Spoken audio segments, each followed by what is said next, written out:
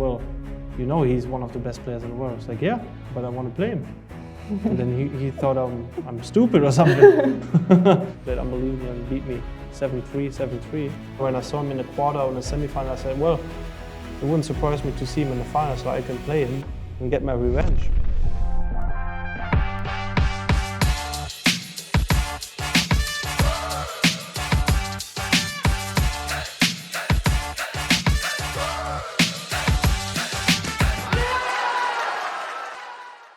Alright guys, so we are about to watch the final two regs of the China Open in 2017, where you won your first China Open title. And it's also kind of the hour where Killerfillers were really born. We haven't even been professional, we were still going to school. So yeah, that is really kind of how we started, and we want to just give some like personal insights and how we feel about it, and yeah, just how Killerfillers was born. By the way, a crazy story that 1 year before, 2016, we flew to Taiwan for the Amway Cup, where I played. Like the Amway Cup was a women's world ranking event, where I played, and you came with me, and I remember we've been just walking through Taipei, and then ended up in a pool room where you had to walk down like the stairs. We walked down the stairs. No one knew you, but people knew me, which is kind of weird because they watched the Amway Cup on TV. And the first thing you said to me, "Oh my gosh, babe, look, this is unbelievable." I'm like, "What's going on?" "Yeah, it's Chang Yunlin right there." And at that time he was the #2 in the world, and I didn't even know him. And like a year so actually the crazy thing about it is you walk down and say you want to play money match against him. Everyone there was like, who the hell is that guy? Like walking in here, want to play a money match with like one of the best players in the world, because no one knew you. Yep. And then you lost, and a year later you beat him in the China Open final. Yeah, I still remember. I mean, in that pool room, I came down, I saw him, and I was like, well, this is an opportunity to play Chang Yulin, why not? And then I was negotiating with one of the guys who translated all the time. And he was like, "Are you sure you really want to play this guy?" I was like, "Yeah, of course." I mean, he was like, "Well, you know he's one of the best players in the world." I was like, "Yeah, but I want to play him." And then he thought I'm stupid or something. But I was like, "Yeah, why not? Let me play him." And then he talked to him, and he's like, "Okay, you have to play for, I don't know, we played for $100 or $150, I'm not sure yet. A set, and we played race to 7 only." And I remember the first set, I broke and run the first 3 games. We played on a super tight equipment. I think it was less than 4 inches or something. It was like super tight. I never played. Like 3.5 inch, to be honest. Yeah. So I broke and run the first 3 games, and everyone looked at me like, "Who's this guy? I never saw this guy." But he showed his class towards the end, because he played unbelievable and beat me 7-3, 7-3. Yeah. And I lost 2 sets, but learned a lot. I mean, playing him, you're always going to learn something, because he's just a monster. And I remember, like, when we walked out there, we were like, because, you know, you felt kind of stupid because everyone in there was like laughing, like, "Yeah, what is that guy from Germany thinking he can beat him?" It's just because like really no one knew you back then in 2016 in Taiwan. And I remember before the China Open final, we said like, "Yeah, you think those guys want to bet again?" Because you felt like so confident in beating him. I mean, the funny story with China Open, I played good. I started my first match against Ruslan Chinakov. Won quite well, like a 9-6 or something, 9-5. I played really well. Then I played Marco Teutscher, who beat me like 9-3, where I really played bad and he played unbelievable. And then I had to play the losers qualification round against Chu Bingji, who has been the year before in the semi-final of the China Open. And I was like, okay, that's going to be a tough task. But I mean, back then I was just playing and shooting at everything. every bank, every cut shot, every jump. I just went for everything I could imagine actually.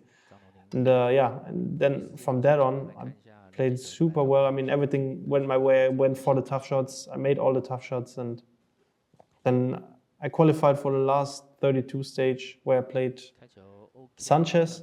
And every time I played Sanchez, actually, it's always went always hill, and guess what? It was hill. Yeah. And I remember when he had to break, he had to push out, and I played the tightest safety I've ever probably played in my life. He had to kick it at least over 3 cushions, and he hit the ball, but the ball didn't touch the rail. So I had ball in hand and managed to run out the rack and scream my lungs out because I mean I was in the last 16 of the China Open. And it was already like a big score for me. You know, honestly, I mean, when we talk about the China Open now, what people really, I think no one really knows. 2017, I had just finished school. We just got together like 7 months before. We haven't been married. We had like no money because you were also still going to school. And we had the vision of, or I mean, you had the vision of becoming a pro player because at that time I knew I wasn't even close to a pro level. So anyways, we both got qualified. But the crazy part is you've already been qualified for the China Open the year before, did not get your visa. I know. And because you kind of messed it up, I'd say it's not your strongest part. That's when I took, I remember. So that's when I kind of took over and said, all right, don't worry, you just play. I kind of manage all things around organizing how we get there, what we need to get there, and also like sort out our visa. So I said, yeah, I'll take on the visa, don't worry about it, because I remember the year before you've been so heartbroken, you couldn't go. That's when actually we got closer of becoming a couple. Yeah, so we knew we wanted to go, we had zero money, let's be honest. So I went to ask my mom if she could give us some money because we both qualified for the China Open and we wanted to go. But my mom didn't have the money either. So she said, well, I don't have it at the moment. I think I have to go to the bank, speak to them and see if I could get like some kind of loan just to give us the money to go to a tournament, because she knew and she understood how much it meant to us, which is crazy. Yeah. So I think she gave us like 2,000 euro. Yeah, something to cover a little of the cost, and so we can make the trip actually. Yeah, I mean, you wanted to be professional. We had no money, so we had to borrow money. I mean, the good thing about the China Open first is when you qualify, you're definitely gonna get your money back, because by just playing an event, you get at least amount of $1,500 or something. So that was quite an insurance for your mom, which was good. Yeah, I think we even told her. Right? But still, the money to get there, book the flights, make the visas, and everything was not there. And luckily, your mom, made it happen for us, and that we can get to China and have the chance to play in the event. Yeah, but I mean, I think we never thought that you're just gonna win it. No one really thought it. It was like the first, not the first, but maybe the second really like world ranking event you went to.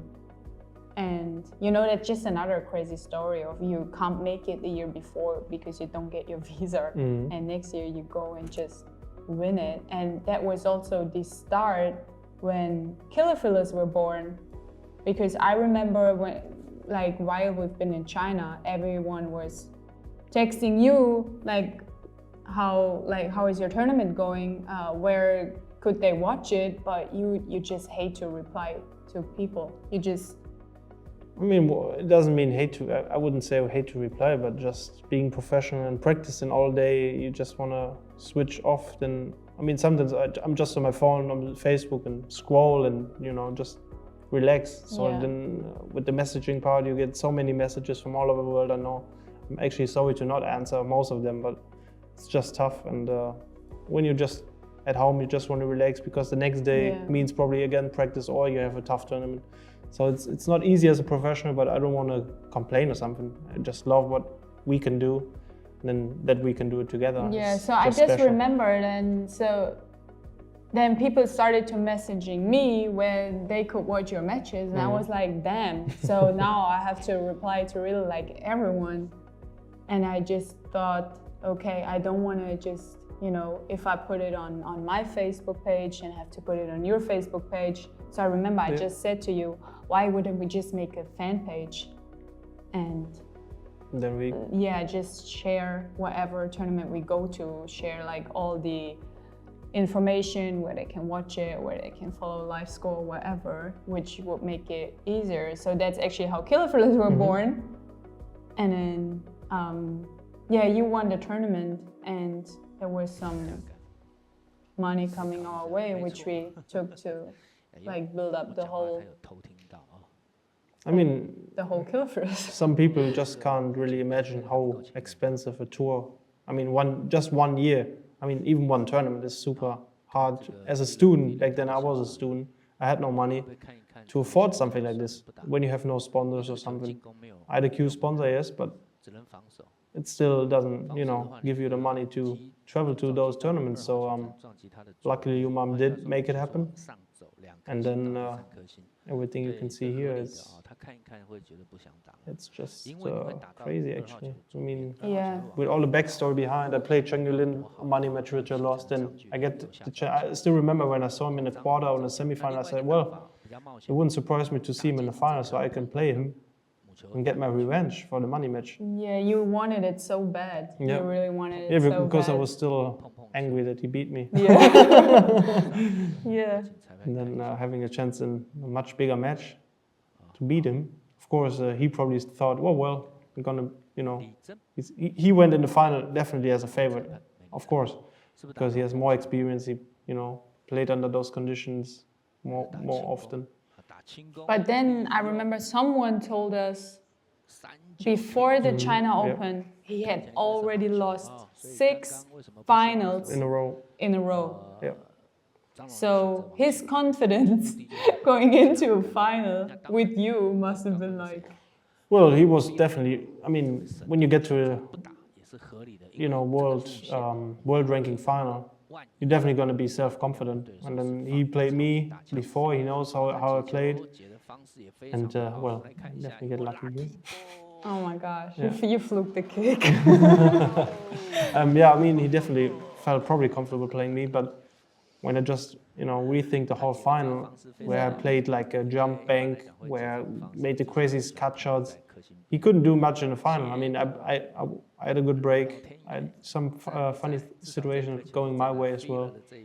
And yeah, I mean, just watching like the kick you fluked in 3 rails, that must be the filler rolls everyone keeps talking about. Well, I can't deny that. They keep happening, but what you want to do, I just try, when I just play a shot, I just try my best. I mean, I don't think I tried to play kick save or something. I just kicked it hard and hope for the best. Yeah. I remember back then when you were a little younger, you never thought about like safety game or kicking game. You just tried to hit it hard, right? Even long shots, I never thought about to split it or, you know. Yeah, you just wanted to go for it. Yeah, just go for it. Yeah. I wasn't afraid of anything. I mean. But I don't know. For me, it was very not just because you're my husband, but just in general, watching you as a pool player, you're pretty, even to me, like very inspirational.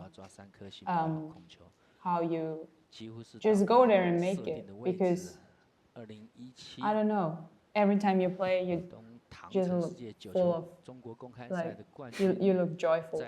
Just you can tell whenever you play pool you're having the time of your life. Yeah, it's really the same feeling as I have right now in the final. Look at you. Yeah, look at me. Oh my God. And I couldn't believe it. I could not believe it that you were just about to win the tournament. I think we're going nuts now. Yeah, there you go. It's unbelievable. Wow. You rolling on the floor. I mean, gosh. this 9-ball or this final just changed our whole life. I mean, without that final, we wouldn't have the chance to travel around the world. And I'm running into the arena and I'm Yeah. jumping. I'm jumping in your arms. I remember that moment was such a controversy because people were like bashing us online for whatever we did there. But honestly, if you just know the whole story behind it, we had nothing. Yeah. We did not even had like a good amount of money to start a professional career back then. You were still going to school. It was just on, I think we had to ask school to give you a week off just to go to the China Open. Right. So no one could really see what was going on in the back of our mind. I mean, obviously, if I'm a spectator right now and see that, I would also think, you'd say, what's wrong with him, crazy. or what does he think what he's doing in China or whatever. Yeah. But I'm just seeing the other picture where I feel like, well, that I got actually the chance to play this event was a miracle because your mom gave us the money. Second, and I took care of your visa. yeah, I mean, if I would have done it myself, I wouldn't have get it. But I mean, this tournament just changed our whole life. I mean, first, Killerfillers got born with it. Second, we got the money to have the chance to travel around the world. I could qualify for the Moscone Cup due to that event. So actually, everything has changed due to that event. The whole life. After that, I remember a couple of months back, after that, I just said to the school, well, no, I just want to quit because I have the chance now to be a professional pool player. And this means you have to put the time in, otherwise you can't keep up with the great players. So I knew I had to just, take the time off from school and, give 100% to my pool passion. And everything turned out quite so well, and I wouldn't change anything. The celebration, whatever. I think it's just myself actually, because this is what I feel. This is what I just do. I mean, I don't think about it. It's nothing I prepared or whatever. It's just happening, and it's just unreal. I remember when we got back from China, and you had to make a decision with school because you were missing out too many days in school. And obviously everyone said, well, you cannot just quit school, become professional. It's so unsecure. You're never gonna know how much money you're gonna make. And I just remember I asked you, Josh, what do you really want? Yeah. What do you really want? And you said, well, you want to be professional. I said like, okay, then you should do it. But then you said to me, yeah, I really want to do it, but you have to do it with me. And I was looking at you like, how? How? Yeah. Because I didn't know how. Like for myself, I was like an amateur level player, never thinking I could make a living of playing pool. But you just said, yeah, it doesn't matter to me. Either we do it together or I don't want to be a professional pool player. So I felt like, damn, if I say no, he's not gonna take the chance of his life and becoming one of the best players in the world, because I obviously knew your potential and how good you are, and I always knew you were born for it because it's all you wanted to do. And I saw you like during the tournaments. So I just said yes, and here we are like 8 years later. It's pretty crazy. But as you mentioned before, the filler roles keep happening. Also with you, I got a big role. It's true. I mean, even without you, I would never have won the China Open 3 times now because I would never get the visa. Yeah. Well, I mean. Okay, we make a good team, I'd say. Yeah. Pretty good team. The best team. Thank you.